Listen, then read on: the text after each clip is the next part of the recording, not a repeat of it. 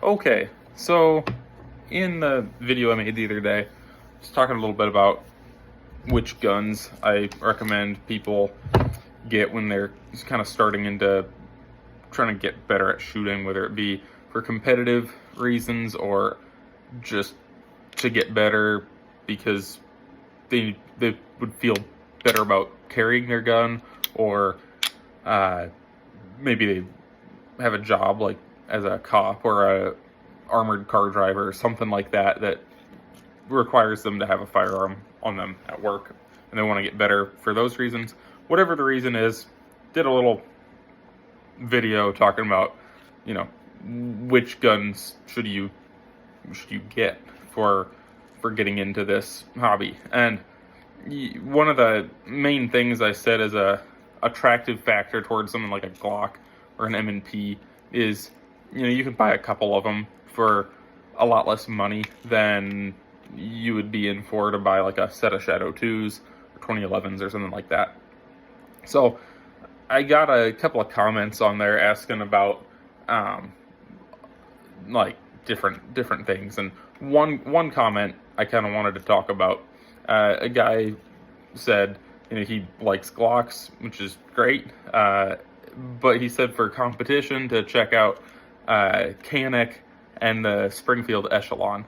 And I'm not here to like bash either of those guns, but there's a reason that I didn't have them on the list. And frankly, the reason is they don't really meet the criteria that I want for sure a competitive gun.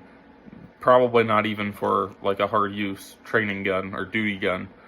And I'll kind of get into what I mean by that. So on this Glock here, you see I've got a couple of aftermarket things. I've got an aftermarket trigger in there. It's a Timney. It's also got the Johnny Glocks reset spring. I don't know that I'd necessarily recommend everybody do that upgrade, but if you're doing a Glock 4 competition, it's not a bad upgrade. Like the trigger on this thing is pretty nice for a Glock, especially. I've also got a magwell on here from Terran Tactical. I didn't buy this; it was just on the gun already when I bought the gun. Otherwise, I probably wouldn't have it. But it's on there, and it kind of shows you what I'm trying to get at here. This Glock 47 here, I've got a base pad on this magazine from Henning Group. Really good base pads. I would highly recommend those.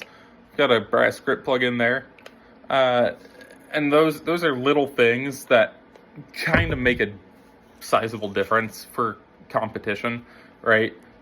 Now, if I'm being honest, like a Glock with a magwell on it is kind of stupid for competition. If you know how the divisions work, this bumps you into limited optics, versus without this magwell, I could be legal still in carry optics, which would be kind of like a tier down, and it doesn't make a huge difference in terms of like how well I can reload the gun. So competitively, that would maybe make more sense to shoot in carry optics without the magwell, but I don't really care, so I just shoot in limited optics because I don't feel like taking the magwell off. On top of that, also, it's a Glock. It's very well known for being reliable, being durable, holding up to a lot of abuse, things like that. So when I think the three guns that I kind of recommended in this polymer duty gun sphere in that video were Glocks, M&P 2.0. I think I just said M&Ps in general. More specifically, I would recommend the 2.0 over the 1.0s, but you don't see a whole lot of the 1.0s floating around anymore anyway. And then the Walther PDP. Those are kind of the three that I would recommend in this polymer striker-fired duty gun kind of category. And the reason the Canik's not on the list is, frankly, I just know too many people who have broken them. I'm not saying that they're a horrible gun. If you have them and you like them, great. Like, keep shooting them, I guess. But I just have a kind of hard time buying one when, for about the same money, I could just go buy a Glock or a PDP or an M&P. I realize the Caniks are maybe a little bit cheaper, but in the grand scheme of things, not a whole lot. And to me, a little bit of extra money to have a product that you just know is gonna work is pretty worth it. At least when it comes to like the gun itself or like the optic or the optic plate. If it's something, okay, so like for example, I've got a decent handful of these just cheap PMags for Glocks. I won't run them in a match. Like I don't really trust them for that. But I'll run them a little bit in practice. I keep a couple of them stuffed with dummy rounds to use in dry fire training. They work fine for that. So, that's somewhere where, whatever. I know that it's a worse product. It's also a bit cheaper, so whatever. I'll save a little bit of money. I'm just using it for dry fire stuff anyway. It's not a big deal. The gun is a little bit more of a big deal for me. Optic, same thing. Like, that's kind of a big deal.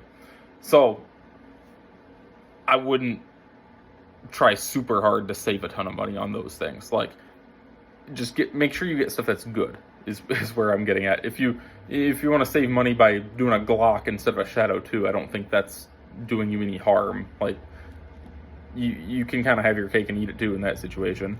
Of course, Glock's not gonna shoot quite like the Shadow 2, but some people might like that. Yeah. So anyway, that's kind of the problem I have with the Canic. I've just known several people who've broken fairly major internal parts on them, striker assemblies, ejectors, extractors, things like that. So it makes it tough for me to recommend. Whereas like you go buy a new Glock, you could probably throw up 100,000 rounds through this thing before you have any real problems. You might need a few new springs at that point, I guess. 100,000 rounds is a lot, but you're not going to break stuff at 10,000 rounds like the people that I know with the Canics are doing. The Echelon, I've shot an Echelon. I don't dislike the gun. Track record wise, I guess we'll see how it holds up. It hasn't been out for that long. It's been out for a couple of years, but so far it seems pretty good. Like, I haven't heard anything bad about it. Don't really know anyone who's broken major parts on it or anything. The problem I kind of have with that gun is it's sort of tough to find like the things you want for a competition gun for it. You can mount any optic on it, which is nice, so like you don't have to go scouring for optics plates, so that's cool. But like magazine extensions, if you want any kind of like different mag release button, upgraded triggers is probably kind of a no-go on that thing, being like a FCU type, kind of like SIG 320-esque chassis system. You're probably not going to be putting aftermarket triggers in that. Maybe you can, I don't know.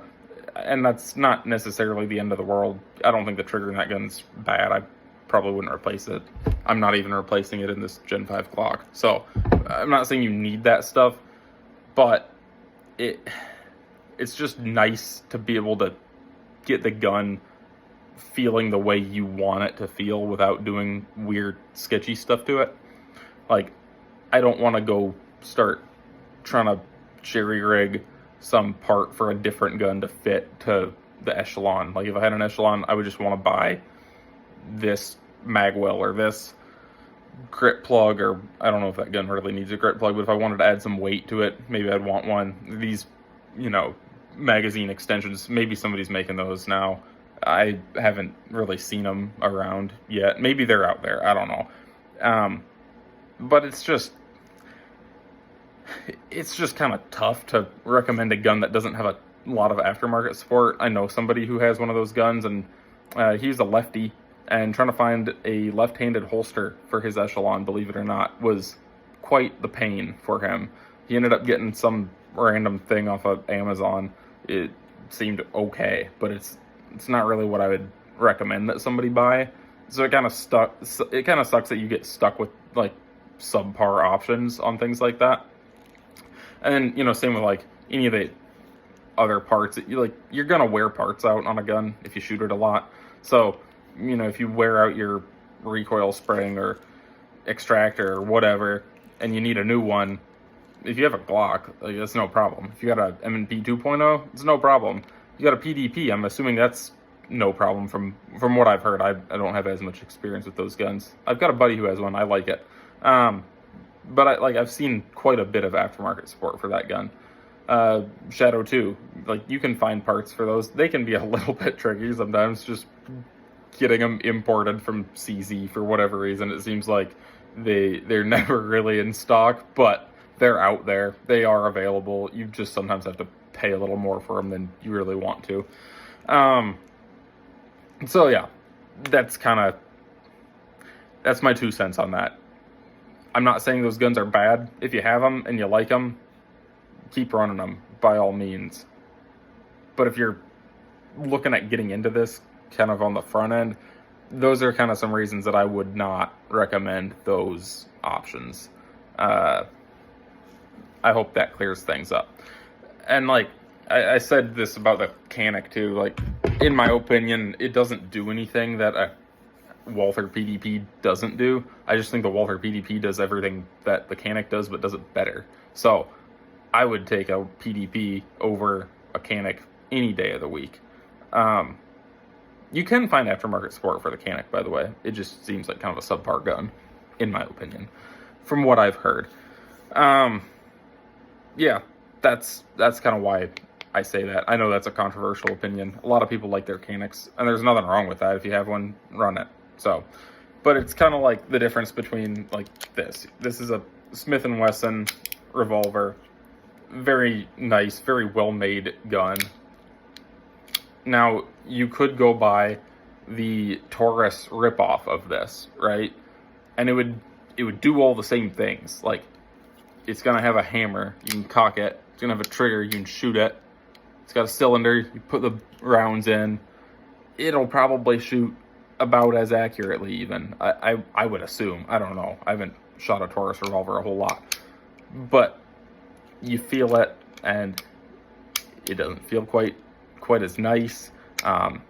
You start putting a lot of rounds through it, you know. It might wear out sooner, especially if you've got like a 357 Magnum or something. You start putting a lot of rounds downrange with it. Your Taurus is probably going to wear out before your Smith & Wesson is. Maybe you want some different grips for it. You could probably still find those for a Taurus. Like, Taurus is a well enough known brand, but you get what I'm saying. Like, you're always going to have more options for the Smith. You're always going to have higher quality options for the Smith, and it's just overall probably going to be a better experience. So yeah, this costs more money than a Taurus, but there's a reason for it. And generally the aftermarket tends to support the higher end stuff first. You don't always get the, like, fancy accessories for whatever, like, budget tier gun first. You usually see that go from the top down. So it's just something to consider. You know, if I had a Taurus revolver, like, I'm not going to say you have to sell it to get a Smith, but if you're looking at buying a revolver and you want a good one that you can shoot a lot and do a lot with, yeah, get the Smith. Like, duh, right? And it's just kind of the same thing with handguns. So nothing against Canic. They're a fine option for the price, but I just don't really see the point in saving the $100 between a Canic or a Glock, M&P, PDP, whatever. Like, there's not a big enough price difference to justify it, in my opinion. So that's kind of where I'm at with that. I hope that makes sense. If you're mad at me, sorry. Let me know. I'm open to hearing other things. If you've had really good luck with Canic, great. Tell me your round count, though, because it makes a difference. So yeah, hope that clears some things up. Oh, another thing. I didn't really touch on this on the first video, but I should have. Another thing to stay away from if you're getting into this is I would not buy a comped gun. Not for any, like, reliability or performance reasons, just because you'll get bumped to open if you decide to shoot USPSA, which you should, because it's a ton of fun. So if you're going to shoot USPSA, don't get a comped gun. It'll bump you to open. other than that, I think that's all I had for this. So, interested to hear the feedback, but those are my opinions. Have a good one.